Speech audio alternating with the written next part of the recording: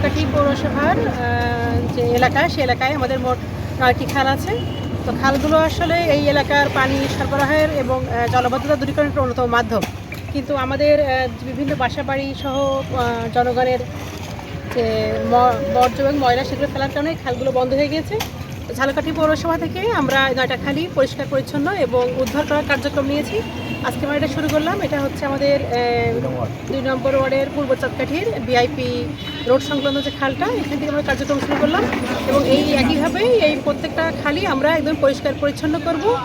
এবং আমরা জনগণ যারা আছেন, যারা নাগরিক আছেন এই পৌরসভার, তাদের প্রতি অনুরোধ থাকবে যে আপনারা আপনাদের যে ময়লাটা সেটাই খালে বা ড্রেনে না ফেলে আপনারা আমাদের ঝালকাঠি পৌরসভার যে ময়লার যে সার্ভিসটা আছে, যেটা আমরা প্রত্যেক বাসাবাড়ি থেকে ময়লাটা নিয়ে থাকি, ওদের কাছে দেন। তাহলে আসলে এই শহরটাও পরিষ্কার থাকবে, খালগুলো পরিষ্কার থাকবে, ড্রেনগুলোও পরিষ্কার থাকবে।